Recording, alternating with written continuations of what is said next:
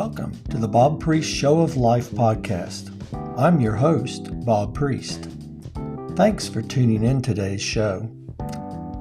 This podcast is dedicated to individuals and professionals who desire to learn more about the subject of health and wellness, as well as alternative technologies to better health and vitality. Let's get started.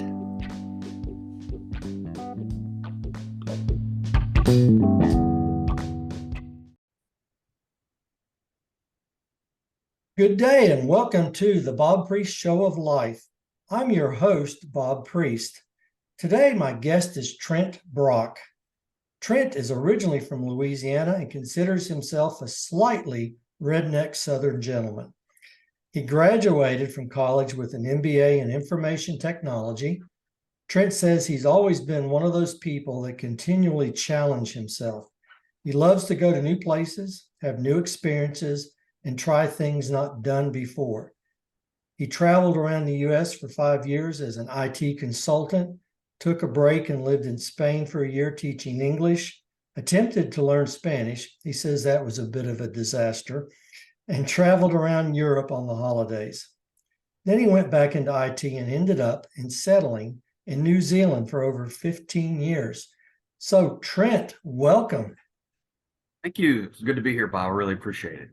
Well, I loved getting to meet you last week and having conversation with you. And you're a pretty diverse gentleman. I loved your comment about your slightly redneck Southern gentleman, because you're definitely a Southern gentleman for sure in our conversations. I don't know that I'd say you're redneck, but I come from Southwest Virginia, so I guess I'm probably a little redneck too. But So Trent, it really sounds like you're a man of many talents. Tell us a little bit more about your story.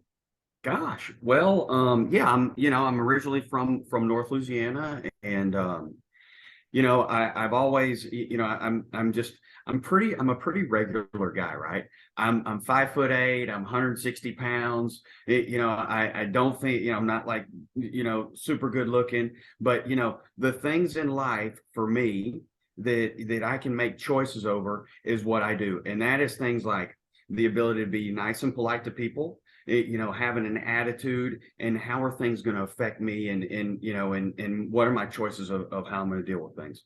So, I was into sports when I was a kid. My dad pushed me to be into sports, and I loved football, basketball, and baseball.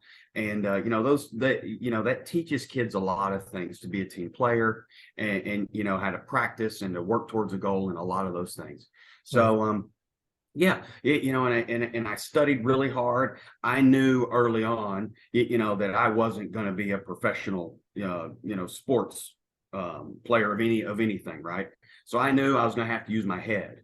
And I'm not super good in the classroom. I'm not super smart, by any means, but I'm a hard worker, and I studied really hard, and I had really good grades. And I graduated, I think, two or three or something like that in my high school class out of like 600 or something. So anyways, went off to college, and college was awesome. I got a degree in biology and chemistry. I thought I wanted to be a doctor. And I took the MCAT entrance exam. I'm not good at standardized tests. I bombed the thing several times, and I wasn't going to get in. So I backed up. I got an MBA with the IT emphasis thing, because that was the hot deal back then, and I knew I could make some good money doing that. So that was kind of my thing. I graduated from Dallas, and I knew I wanted to get paid well, and I wanted to travel, and I wanted them to pay for it. So I was traveling. That was my thing. I wanted to see the States, right? Or I wanted to see the world. Why not let somebody else pay that for you? Yeah, exactly. And it was a great gig. I loved it. There's a lot of young people, super energetic, very smart. We would come in, we would install these huge software systems for these large corporations, and we'd hang out together. And then the thing that was so cool was, if we could find a plane ticket or our expenses that were cheaper than traveling home, they didn't mind, because they were saving money. So then on the weekend, I could travel somewhere else instead of going home. And so me and my coworkers, we would get together, and once or twice a month, we'd go to New York City, or we'd go to Philly, or Chicago, or whatever, right? And so yeah, I did that for about 5 years, and I traveled around and got to see all the states. And I kept saying, guys, I want to go international. My plan is, okay, well, I've seen everything in the states. Now can I get them to pay for me to go international? Well, they kept saying it, but it never happened. And and this was a real pressure cooker, super stressful, kind of deal with these large corporations and everything. Sure, sure. And I had enough. I had enough, and I needed a break. And I said, you know what? I'm going to Spain. I'm going to try to learn this Spanish deal, and I'm telling you, that's probably about the second most difficult thing I've ever tried to do.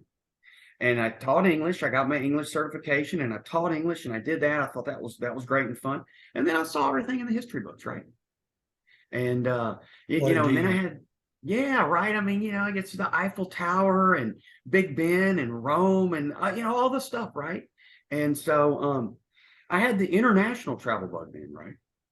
So at that point, I decided, okay, well, I've done it here, and I'm not going to really the Spanish thing, whatever. And so I decided, let me go down under for a year, because eventually my plan was to come back and work with my dad in the oil field. And so that was kind of the long-term plan. He said, hey, go down under, get this out of your system, and come back in here. So I tried to get into Australia, very difficult, needed sponsorship, didn't have the time to wait, but I could get into New Zealand. And I thought, okay, next closest place, let's try that. Actually, it was a much better option in the long run that I can see looking back now. So I started back in IT again. It's an island, right? It's a big, huge island kind of culture. It's laid back. I knew that. I knew my IT skills were well ahead of what they had down there. They pay well. And I went in as a contractor, a hired gun on my own, man, and I was creaming it. So I did that for several years. And eventually the opportunity with my dad just didn't work out. So I'm kind of lost a little bit. What's my long-term plan? What's my long-term goal? And so I met these guys in the boxing gym, and these American guys, they had come down from Washington State. They were training for some fights, and I train in the boxing gym. I don't really do boxing matches or anything, but I'm a trainer. I love to train. I love all that kind of stuff. I love to keep fit.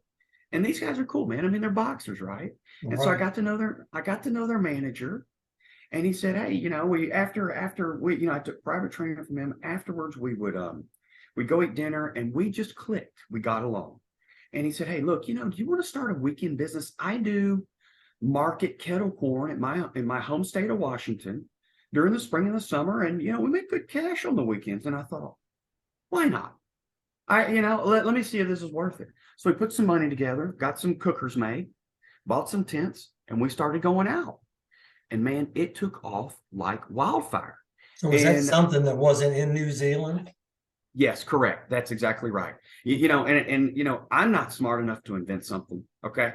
But I am smart enough to know that if these people over here love it, and these people here don't have it, why don't we give it to them? That's it's simply all. I mean, that's how simple it was, right? Yeah. And New Zealand was very behind, and still is in some regard, on things. And there's a lot of opportunity there. And I thought, well, heck, man, it's a win.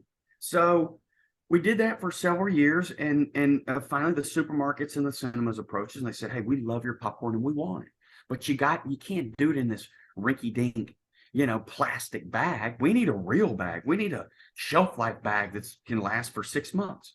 So this moved us into manufacturing. And, it's really this kind of rags to riches story where, we started out with like, a little bitty scale, and we're cooking the popcorn like we do at the markets, and we're shoveling it in, and we got these bags, and we're trying to weigh it and pour it in and pour it out. And then we got a foot sealer, and we're hand sealing, and we had like 5 of us, and we worked for like 10 hours, and we made like 500 bags of popcorn. Okay. And we launched into about 7 cinemas, right? With about, 5 cases or a couple hundred bags of popcorn each or whatever. And that's how we got going, and it took off, right? And so currently now, to date, we've been in business 13 years. I've got 2 factories, about 15 staff, and I can't even tell you how many popcorn products I have. We supply all of New Zealand, parts of Asia, the Middle East, and the Pacific Islands. That's So amazing. That yeah, is awesome. that's that's kind of my professional life story part, in a nutshell, if you will. That is really interesting. And I guess you were probably in your mid-20s or something when you were doing the IT thing. You had just come out of college, and Yeah. and so you were doing the career path, going down a career path, and which we all do.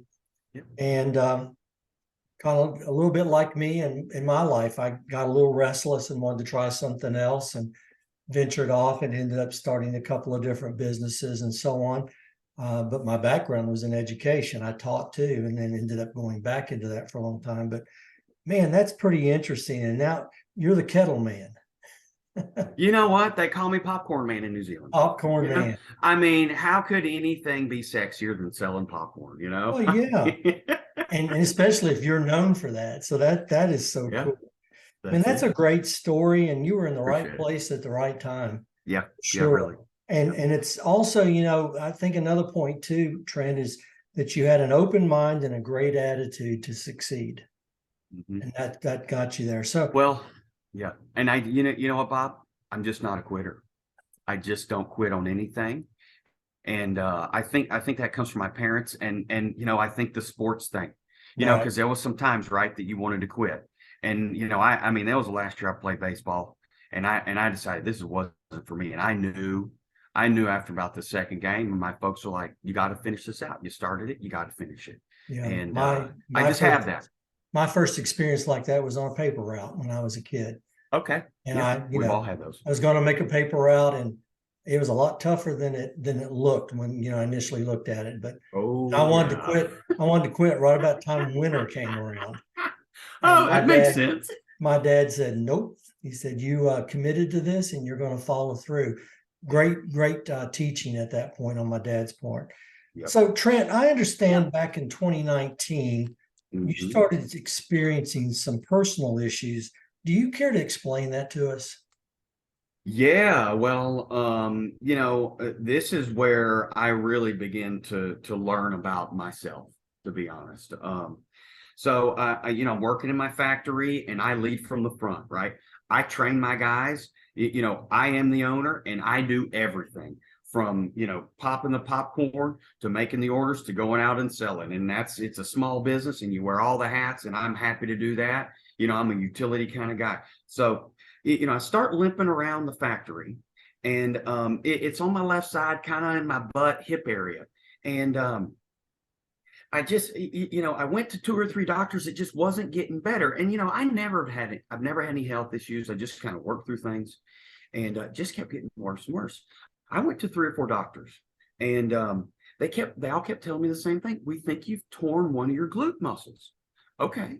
Well, I mean, this is over about 3 months and it just got worse and worse. And I'm telling you, like to the point where um, I would finish work, I'd probably work about a 10-hour day. I'd finish work. I go home and get into bed and I didn't get out of bed till the next morning.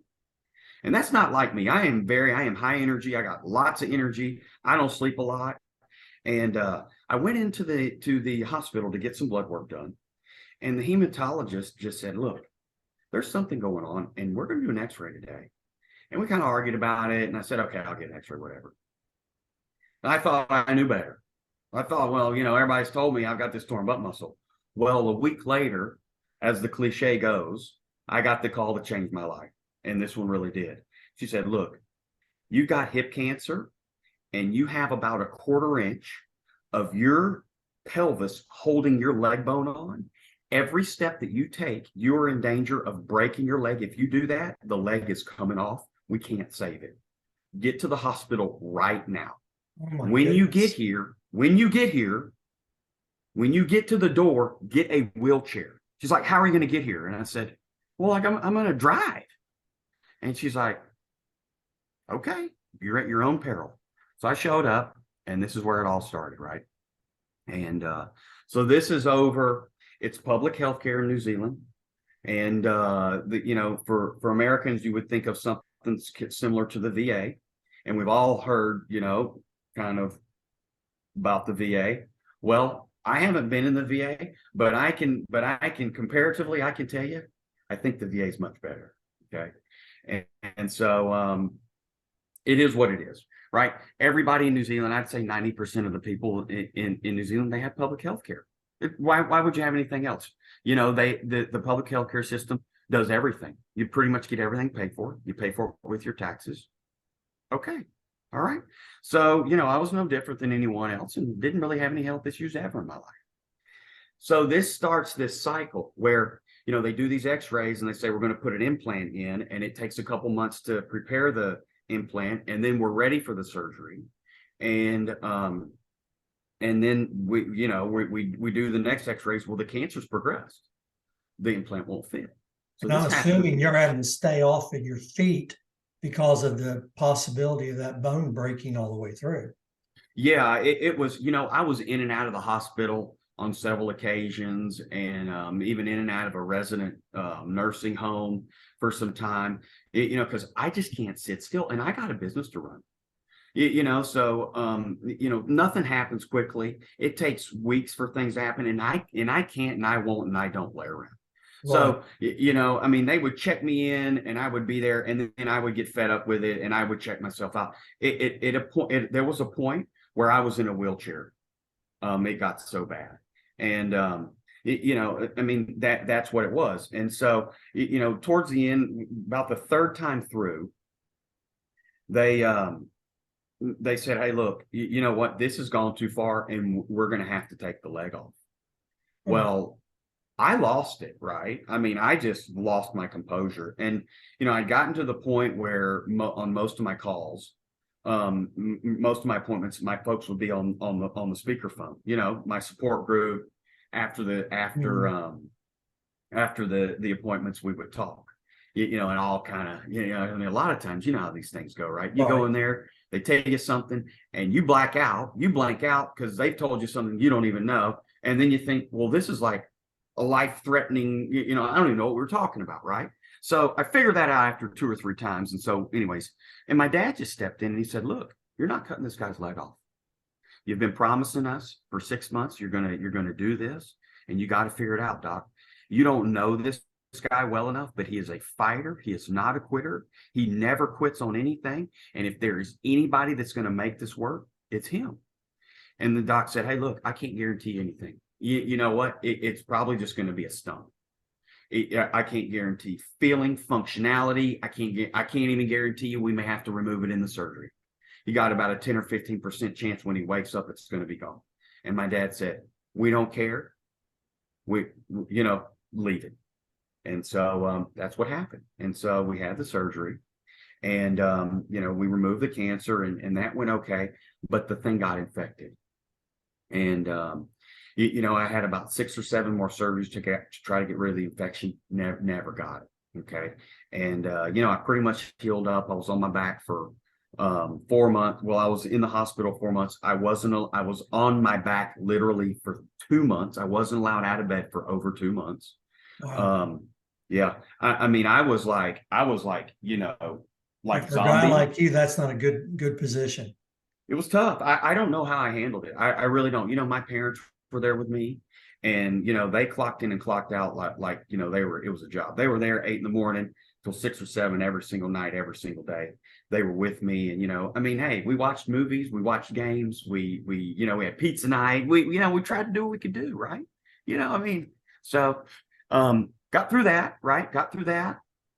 And the thing that happened was they were like, look, we've taken out so much of this that you won't get an implant. And where you are is where you are, and your leg is going to be shorter than the other one. So, I've kind of, since we're doing since we're doing this on video, I kind of have some photos and pictures, and I thought maybe we would try a few of these, and I think visuals would help some people. Okay. So this kind of gives you an idea of what like the surgery looked like. So this is basically from my belly button to my spine and halfway down my leg. They cut me open. And so this gives you an idea of what they did. So you can see, right? On that left side, there's no pelvis, right? Yeah. It's gone. but they put a little wire here to help the leg from going up. So what ended up happening was, to compare, okay, that's what a normal shoe looks like. Well, that's what my shoe, the first level you can see, and over time it migrated and it got to be a couple of inches. Okay. So this is what I'm dealing with. Like, you're on crutches for the rest of your life situation. Okay. Okay. All right. Well, I'm still here. I'm not dead. Amen to that. Yeah. This was like threatening, right? I mean, he told me, if we don't get this, you're going to be dead in 6 months. Right. So, okay. All right, fine. Get back to work. And I had my next scan, and you wouldn't believe it. Pancreas and lung cancer on the same scan. Okay. Oh my goodness. Well, all right. I mean, this is, the roller coaster as we go, right? Right. And so obviously the pancreas thing is way more important. So COVID had hit. They locked us down, like caged animals. And I had the pancreas surgery. It went okay. But in the debrief, they're like, hey, look, we want to congratulate you that you didn't have cancer. And I'm like, okay, well, but what happened?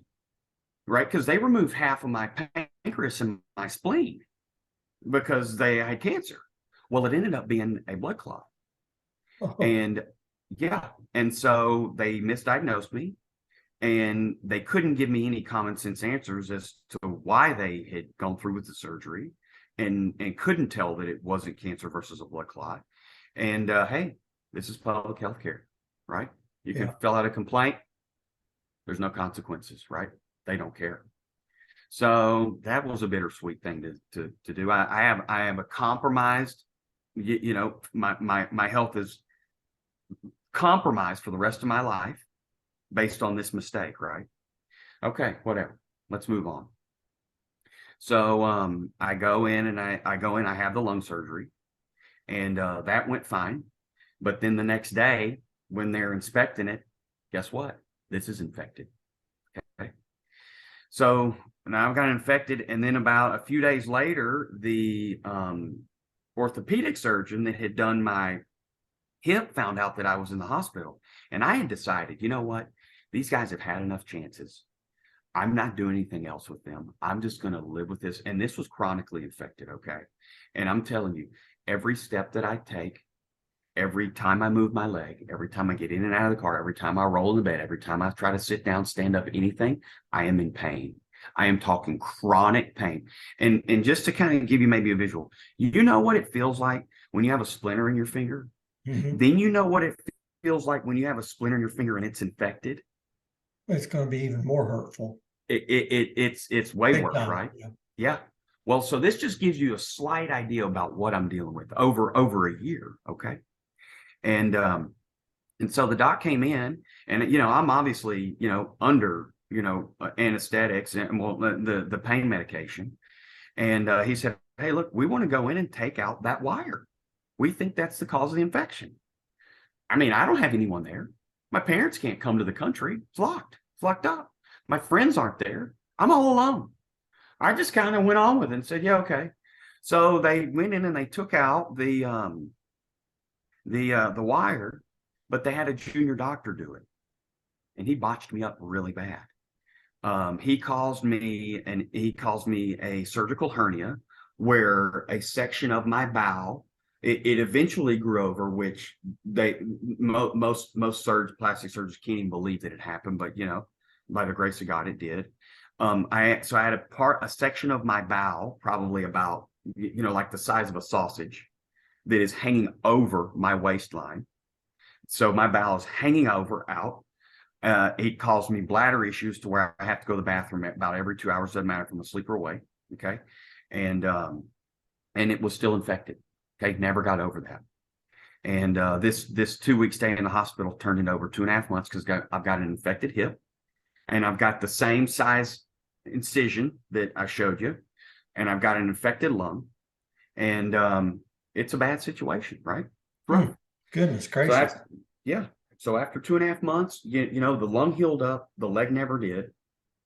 I've got a vacuum pack thing on my leg.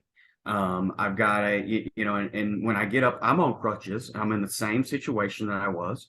I can barely get myself to and from the bathroom. My days consisted of wake me up in the morning, get me in the chair. I'd sit in the chair until nighttime, and then they would get me back in the bed. Okay. And the lung surgeon came in and he said, look, somebody needs this bed worse than you do, and we're dispatching you tomorrow. And I also had an IV in my arm where they were doing IV antibiotics to try to get rid of this infection, which we never did. And so, I got one, two, three, four things going on here. And he said, you're leaving tomorrow. Okay. Wow. That's that says a lot about that I would call maybe social health care. Yeah, that's what it is. That's what Yeah. it is. So I'm like, okay, well, and so the nurse came in, packed me up, put me in a taxi, and sent me home. Okay. Man. And yeah. And so I had flatmates. And one of them just had a lot of anxiety about the COVID thing. I mean, they scared the crap out of us in New Yeah, Zealand, yeah, they right? did for sure. And I mean, we're locked down like caged animals. Well, I was allowed to go to my factory because I was an essential food product, because the only place in the country you could get food was at the supermarket. And if we didn't make food, how are we going to eat? Right. Okay. So I was allowed to go to and from my factory. And this was a major source of contention between one of my flatmates and I, to the point where we could quit communicating and talking. Okay. And so I had no help at home. I wasn't allowed to go in any of the common areas of the house, couldn't go in the kitchen, anything. And so it's me in my bedroom and my ensuite, and that's it. Straight in the door. That's it. And here's the thing: you can't move because they can't show apartments Right. because we're locked down. Okay. It's not a good situation. Okay. Yeah. So, You were stuck between well, a rock and a hard place there. man, I mean, this story gets even better. Okay. Even better, I but not can in a good way. imagine. Right. Yeah. So I figured out, okay, I had been on methadone when I had the initial leg surgery, and they use that as a pain control management tool in New Zealand for people that have immense pain. And it is a great tool. The issue with it is it's highly addictive, and it takes a long time to get off of it. In the States, we know that it's used mainly for people that have been on opiates or heroin to get them Right. off of that, right? It has a really bad reputation, but I'm telling you firsthand, great pain management tool. Well, when I left the hospital, the first time with the first leg surgery, I didn't think I had any issues because they kind of stepped me down off of it, and I didn't even think about it, right? So I left without any pain medicine. Well, after 2 or 3 days, okay, I'm having like crack addict symptoms, like the hot, the cold, the sweats, the anger, the frustration. I mean, I am beside myself. I'm start having anxiety, suicidal thoughts, like violent thoughts. And after about 3 days, I'm like, what's going on? You And were it hit major me. messed up, weren't you?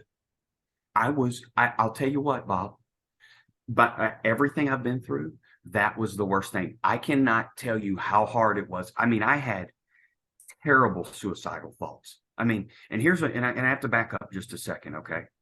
One of my best friends, about 9 months before I had initially gotten cancer, one of my best friends owned the restaurant that we went down to at, the local cantina, and we went down there, and that's where we hung out on the weekends and whatever.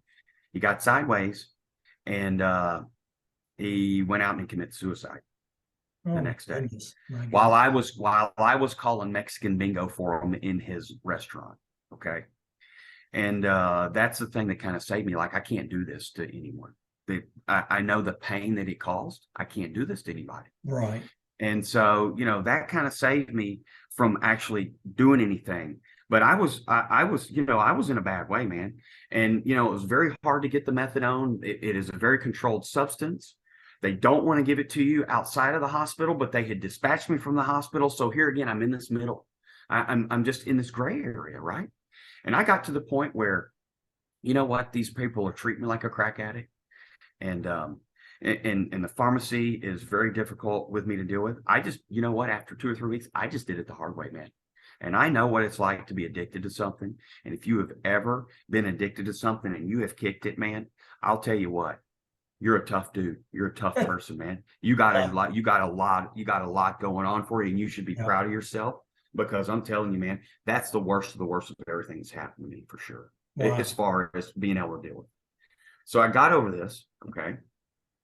Now, And before you go on, yeah, okay. you've had numerous surgeries. Oh yeah. You've Yeah. been told you had cancer, then you were told you didn't have cancer, then Mhm. you end up having another kind of cancer in your lung, Yeah. and then you're back and forth with kind of inept doctoring going on Oh yeah. numerous times, Mhm. and you're in a system that treats you very much as a lesser than person when it comes to really taking what you had going on serious. So they want to throw you out of the hospital. And now you're dealing with stuff not only from that, but also at home. And Yeah. then you've got a business to run. Yeah. And you're trying to learn how to walk or communicate or get in a wheelchair or whatever. And you're also going through drug withdrawals. Yeah. Uh, you're a pretty tough dude, Trent. I mean, I don't want to sound arrogant, but you know what? I used to think I was tough, but I'm really tough now. And you know You what? found out, right? Yeah, I'm by far the toughest person I know. And you know, it just is what it is, man. And you know, and that's part of the reason I'm sitting here with you today, Bob, is because you know what? Somebody needs to hear this. And you know what? I'm not doing this. I'm not doing this. I mean, this isn't a paid gig. I'm doing this because I learned through everything. You know, my most Mhm. important thing to me used to be money and success, right? For me. And I figured out that really it's about helping others. Yeah, And then all that other stuff will come, you know? absolutely. Yeah. And It's so about it's that's my about having focus. a servant's heart. Yeah, it And is. the thing I like about number one, your sharing of your story, because at the beginning you told all the good stuff, Yeah, all the things you got to go do. And then all of a sudden life changed. But in our conversation and your stories that you've been telling, you still have the same attitude. Now, I'm sure you went through some real challenges at points and when you hit the low points and you had to really talk to yourself some. And oh yeah, hopefully you talked to a higher being that would that's help right. you through all that. But Yeah. how important was having the right attitude and the right mindset to get through all these different levels of challenges that you went through? Well, I'll tell you what, it took me a long time to get the right attitude. And I want to just tell you this one other little piece, Okay. and I want to tell you this one other little piece because this is kind of where the turning point happened. All right. And then I'd like to get into sharing some of like the tools and the things that I learned that could be helpful to some of the other Great. people. That's we want to leave some value for our Oh listeners yeah, to that's what know. I am all about. You Yeah. know, let's hear this terrible story, but we came out the other end, and hey, here's a couple things when I'm in this spot that can help me, right? Right. So all right, so I'm back at work, I'm doing my thing, and I get my next scan. Well, this time, no, you do have pancreas cancer. No, no, no, you really, really do. And so when they found it, it was about the size of a nickel, Hmm. okay, on the scan. And guess what? I had this same pancreas doctor. They wouldn't give me any other doctor. This is my guy, right? And so over several months, you know, he and I argued back and forth. I wanted radiation. He wanted to cut it out. If you cut it out, it makes you diabetic. I'm not going out diabetic. I already made my mind up like that. So I wanted a biopsy because they wouldn't do a biopsy the first time. And you know, and so I finally got a biopsy. And over several months of appointments and biopsies and everything, the thing grew from this to this. Oh my goodness. Yeah. So it had grown, it started growing into my stomach. And I got smart enough to where I was getting the scan reports, right? I'm reading the scans myself, not that hard to read measurements. Okay. And the report said that this tumor is growing into your stomach. So I'm like, this is getting serious. Right. and I can't wait around any longer. So I went to a private radiology guy, and they said, look, this is too far. We can't do surgery. It's too risky. We can't do radiation. We can burn a hole through it and you can bleed to death. We can't do anything. And I said, so I have no options. And he said, we won't do anything for you. And I said, so I know that it's less than a 5% chance to make it with treatment from pancreas cancer. So you're telling me I'm going to die from this? And he said, well, you may make it. And I said, sir, you're telling me I'm going to die from this and I'm not even getting treatment? And he said, well, I can't do anything for you. So I left and went home. And a couple of weeks, I kind of sat around the house thinking, okay, well, and in about the same time, I went to an oncologist as well, a private one. He gave me a year. And I'm like, you know what? I'm locked down here. I'm locked in here. I can't get insurance in the States. I'm not going to go home and bankrupt my parents and die on them. Then they're going to be broke and sad. The worst is, that's worse than just being sad. So, you know what, you guys? I'm going to do the best I can for a year. I can't travel anywhere. The whole world's locked down. I can't go anywhere. I can't do anything. I'm going to make my business the best I can. And when I die, send my body home. And then, you know what? My dad and I started talking, and we figured out that there's a loophole in the system. Through some of the, things that change with the laws of medicine, even with pre-existing conditions, you can get expensive, but not, bankrupt you insurance. Right. And so, I researched that, and I was on the phone with my folks one day, and the despair and the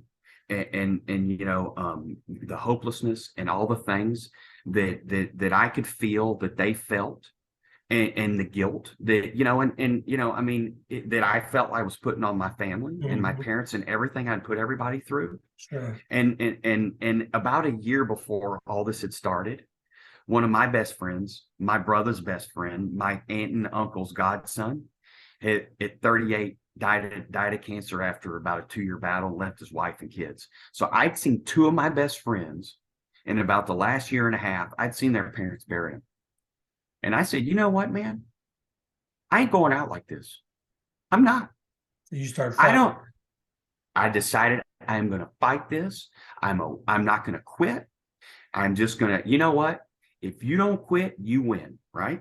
Because I at least I know that if I go, everyone's going to know that, man, I went out on top with my dignity, and I didn't go out until my last breath, and so I said, you know what? I'm going for it. So then this kicked me over, right? Yeah. So I started, you know what? Because I was just kind of hanging in, man. I was kind of hanging in, Well, and obviously, I mean, what else could you do at that point? Well, so I decided I'm coming home, and we're going to fight this. We're going to fight this together with my family, right? So I came home, and I went to the local radiology guy, and he said, look, by that time, softball, okay? Well, he said, look, if we don't get this is going to kill you for sure. Let's zap this thing and see what happens. So we zapped it, and I had to wait a couple months. We got it. And then I did some immunotherapy. And so that, they're really worried about me having further cancer. And, that's kind of the new thing instead of chemotherapy. So I went through that. And so I overcame the cancer, and then I had the infection in the leg. And I got some treatment here with some IV antibiotics they didn't have in New Zealand. We kicked that. And currently, so my next thing was, I need to find, I want to walk again. I am so tired of being on crutches. It's been 4.5 years. Okay.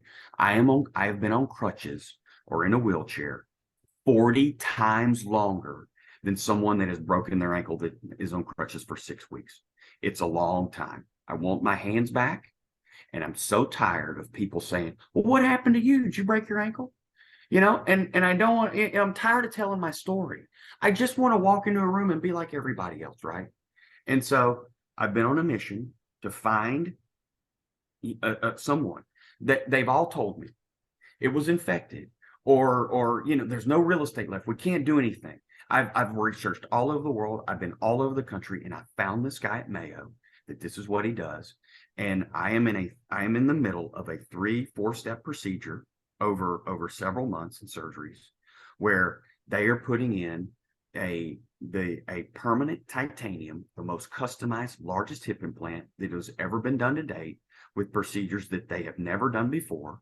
And I'm going to be walking this time next year with no walking aids, and and it's going to be in the medical journals. So so this is kind of where I'm at right now. And so I want to share a few of the things that I've learned, right? And so I knew that we had to go after this in a several pronged approach. Okay. And I have a little acronym that I use, and it's called the MWebs. Okay. That's your mind, will, emotions, body, and spirit. That is what encompasses all the bits and pieces of human being to me. Right. So the will thing was, well, what do you want? Well, I decided that I wanted not to die. Well, why? Because I want to outlive my parents, right? So I had my want. Okay, big boy. So now you figured out what you want. Well, how are you going to do this, right? And so, the body part is the diet and the exercise. That was the easiest part, right? That's just self-discipline. Right. And a little bit of education, right? You change your diet. You start getting back in the gym. You start doing the yoga. You start doing the things that you need to do to get back activated, right? And that helps this too. Sure. But the hardest part was this, because I'm practical. I'm just a common sense guy. I've had over 5 physicians tell me, you're going to die from this. You're not going to make it. I have a report telling me that you have a year left. How am I going to beat this, right? I knew I had to convince my mind that I could, because I don't care about percentage chances. All I needed was one chance, right? And so I had to, on a spiritual level, right? I had to renew my mind. And I am a Christian, and I believe in God and Jesus and miracles and healings. Well, I never had an instant miracle, but I can tell you, I have been healed, and healing takes a process of time. And I would listen to miracles online, and podcast and self-help. So if I wasn't at work, I was doing something that was a positive influence in my life. Okay. Everything negative, I cut it out. Friends that were negative, out, gone. Anything on TV, shows, the news, stories, anything, right? And I would visually put myself. So if I saw a movie and there was a superhero movie, I was a superhero. If I watched a story and the knight in shining armor saved the day, that was me. That was me. I heard somebody win the lottery. I did. I won the lottery because I'm going to beat this cancer. And I just continually pumped it in there, all day and all night. And I would listen to things repeatedly. And I would put it on, and I'd put it on repeat, and I would play it all night until I woke up in the morning, and I would be saying it. Or if it was music, and I would get on a song, man, and I would listen to it 20 or 30 times in a row, to the point where I would wake up in my sleep, I would be singing it. Right. And this is how I convinced myself. And I'd find stories of people online about how somebody beat cancer that had no chance to do it. And I'd say, if they can do it, I can do it. That's right. If one person can do it, so can somebody else.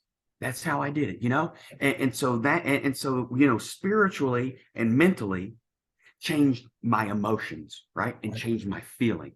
And I knew that's what I had to do to convince myself I could win. And there's a couple other things, right? So a couple other kind of analogies that I like to use for people, right? So, this life thing, man, it's heavy, right? Living and dying, that's a heavy deal to deal with. But everybody talks about, hey, it's the game of life. Well, it is. And for me, it was a football game. Okay. So I turned it into a football game. And I don't mind practicing. I don't mind working hard. And I don't mind doing those things. So I'm in preparation with all these things that I'm doing, right? All these podcasts, all this self-help, all these mental things, the meditations, all this stuff, right? I'm practicing. And then but I'm also in the real game. And hey, you know what? Every play, you don't make yards. Sometimes you lose a few yards. Sometimes you make yards, right? But I'm in the third quarter and I'm losing bad, but the game ain't over, right? And so that's how I did it. And so, I got 3 touchdowns that I'm looking for. I got to beat cancer, I got to beat the infection, and I'm going to walk again. Well, I've got 2 touchdowns down now. So I'm winning the game, right? Yep. And I'm about to win the whole game. And so that's how I did it. And you know what? I'm not positive all the time. I can't be. I'm a human being. I'm just a regular guy, man. And so you know what? Some days you need a timeout. You do. You get some terrible information. You go to an appointment, you hear something that just knocks you on your butt. I'm like, hey, you know what? I can't deal with this today. I'm taking a timeout. I'm taking a day off. I'm not going to think about this. I'm going to go to the sidelines. I'm going to talk to my coach. And my coach may be my counselor, may be my family, may be my best friend. We're going to talk about this. We're going to figure out what the options are. And tomorrow morning, I'm going back in the game and I'm doing this play and we're going to get some positive yards. Hey, there you and go. That's how I did it, man. That's how I did it. There's one other, yeah. Go ahead, Bob. You just, guys, I wish you could watch Trent like I am. And it's like he's just now getting to a point where he's getting ready to preach. But his attitude, think about this, folks. His life was going in a trajectory that was exponentially up. And he had all these things going for him. He was traveling the world. And then all of a sudden, when he starts this business that's really taking off, and boom, there's a medical issue. And then not only a medical issue, it becomes complicated and becomes more and more and more and more. Can you imagine if that were you and how that would affect you and your thought process? I think about the same thing. I had a stroke and it changed. Just the stroke alone changed the way I thought about things. And, am I going to make it through this? Once you have one stroke, they say you have more than one, and so on and so on. So I can't imagine with what you dealt with, though, because you were told multiple times, you're not going to make it. You were told multiple times, this is taking you out. And you could have chosen to accepted that, but you didn't. Mm-hmm. Man, I commend you for that. That is really important. And I think the biggest important thing you've said just recently, when you got and you started listening and associating and spending time with people that lifted you up, didn't tear you down, that gave you information that was life-giving, not life-taking. You were around people that you loved and trusted. So when they did give you advice or whatever, you knew to trust that. People, that's the name of the game right there too, is association with the right people. If you're always being pulled down, then it's time for you to reevaluate what's going on and get yourself in alignment in a different place.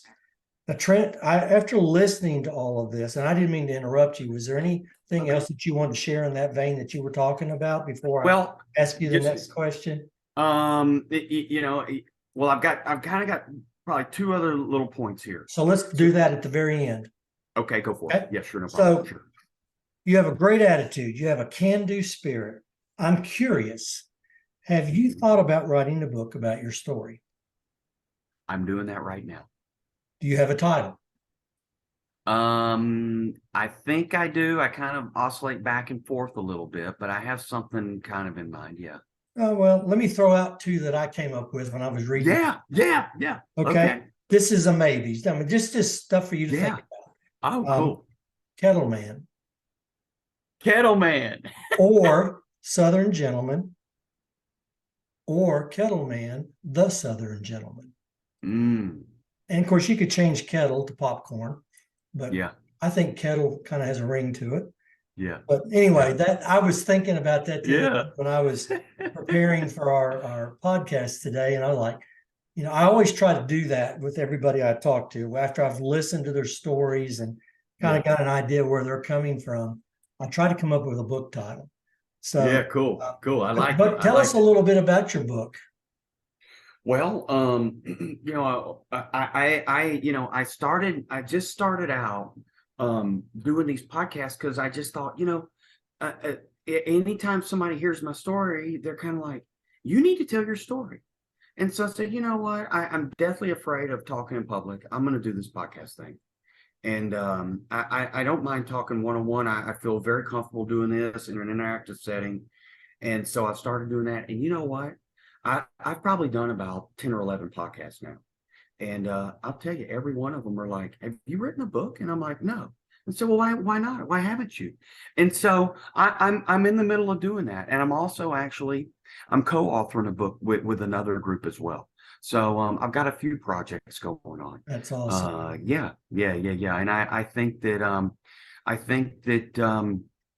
the Lord has me going in a different path now. And I think that all this has happened to me because I need to tell this story and say, hey, look, you know what? If you've been listening to the news, and you see those guys that have been in that little sub that are at the bottom of the world, Yeah. in this deep, dark, cold, lonely place, and your air's running out and you think you're going to die. I've been there. I know what it feels like. Right. And we've all been there, right? And you know what? I know how to get out of it. And I got out of it in a really, really tough way. So if you've been, it's all relative. And hey, man, I'm not saying I've had the worst luck or the worst situation ever, but I've had a tough go at it the last Sure you several have. years. And Absolutely. And people, I've even included myself. I had a stroke, but my stroke wasn't near as bad as a good friend of mine's wife stroke that she had just a few months after mine. Right. And I've seen others that didn't come back from them. So, Yeah. we have to be grateful for where we are. Yeah. And the good news is when I went through that, it taught me some things about me. Oh yeah. That I didn't know. I learned. And I wouldn't be doing this today if I hadn't gone through that. That's right. So it That's changes right. everything. So Yeah. you mentioned prior to me asking you about the book that Yeah. you had a couple other pieces of value to leave our listeners. So let's talk about that. And then we'll Okay. kind of wrap up today and let you Okay. get about your business. Okay, no problem. That sounds good. So another analogy that kind of has really helped me is people ask me, they're like, well, you've had cancer 3 times. Aren't you worried about it coming back? And I had to think about that for a while because obviously, the doctors even think it's going to come back. And you know what? I know it's not going to come back. And let me tell you why. Because also, my life is like a deck of cards. Okay. I got this deck of cards. There's only 52 of them in it. Well, I had some bad cards and I played some of my bad cards. I had a rough hand that I almost didn't make it through, but I have flicked those cards off and I got some new cards in my hand. And one of them was you beat the cancer. One of them was it caused it. One of them was you beat it. Another one was, I flicked another one of these off. Well, I got another one back. And so I can't get those cards again. They're gone. Right. There's only so many cards left. And so, no, I won't get cancer again. And so, that kind of has helped me to say that's in the past. And I'm looking forward to what I'm fixing to pull off the deck. Right. And it's going to be better than it was because I've already been through it. And so that helps me a lot to kind of not look so much in the past and dwell on that. But let's look about what's coming In the future. Yeah. That's excellent. And yeah. And the other thing is, I believe very, very firmly in the power of speaking out what you want, right? And I don't care if you believe in God or a higher power or whatever, but I know, and we all know that when you say something, the universe hears you. Because if it didn't, you wouldn't even be hearing what I'm saying. Right. So if you think something bad, that's okay, but don't say it out loud because you know what? It's that easy, right? People go like, they start thinking about something. They start saying, I'm a loser. I'm an addict. I'm an alcoholic. Don't say those things. You never say those things because that's what comes true. That's what happens. You could say, maybe you could say something that just, I had a drinking problem, but I will never have one again. And anytime the doctors would come in and they'd be like, you got pancreas cancer, man, and you're not going to make it through this. And I'm like, Doc, I will make it through this. I am one of the 5%ers that I will make it through it. And they look at me like I'm crazy and I say, you just book the appointment. Let's book the appointment for next month, because I'm going to come in next month and I'm going to look better. I'm going to be healthier. And when you see me, you're going to know. And they look at me like I'm crazy. And you know what? I'm still here. Well, you're So not who's crazy because, even in the good book in James, I believe it's 1:5, it talks about being hung by the tongue. And there's been numerous books come out. I think the author of the one that's called Hung by the Tongue is Charles Capps. But it is about what we say. It's what we speak, and it can be positive or negative. And because what we speak, our brain hears. And when our brain hears it, it can't unhear that. So everything you're saying right now, Trent, on this podcast has been positive, uplifting, encouraging for yourself, because you're listening to what you're saying, but also you're saying that and our listeners are hearing it. Yeah. And if they do that on a daily basis, I listen to podcasts daily too, and they're always uplifting podcasts, whatever I'm listening to. I don't go listen to the junk where people are downing people or downing situations. Don't spend much time on the news other than just to see what's going on in the world, then I'm done. But man, you've been an inspiration today. Awesome.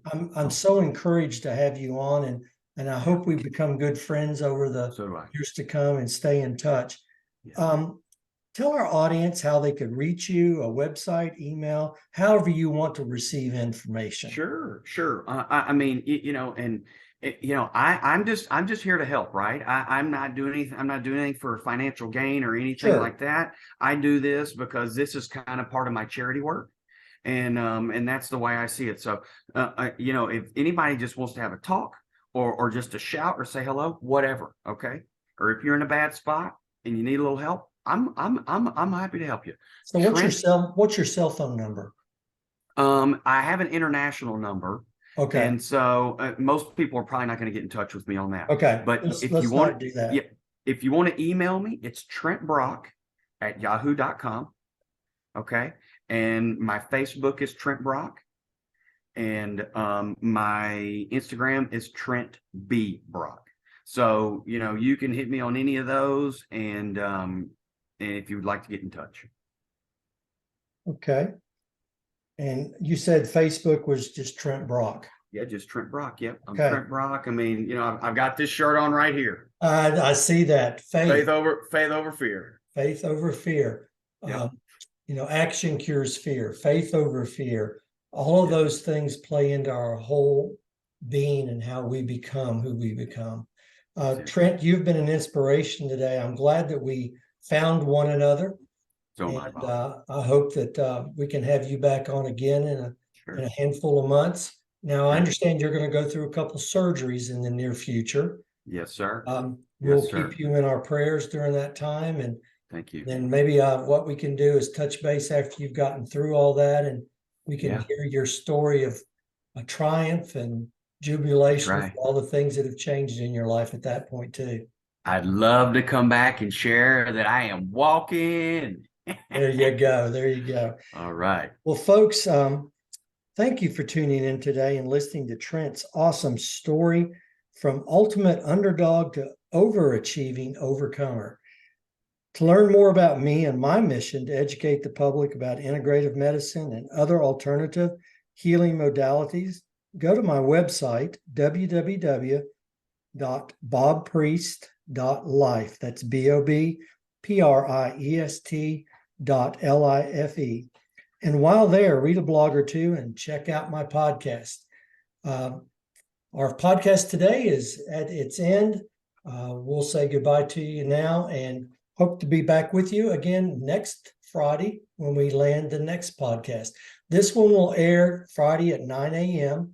So looking forward to having you guys listen to Trent's story. Goodbye.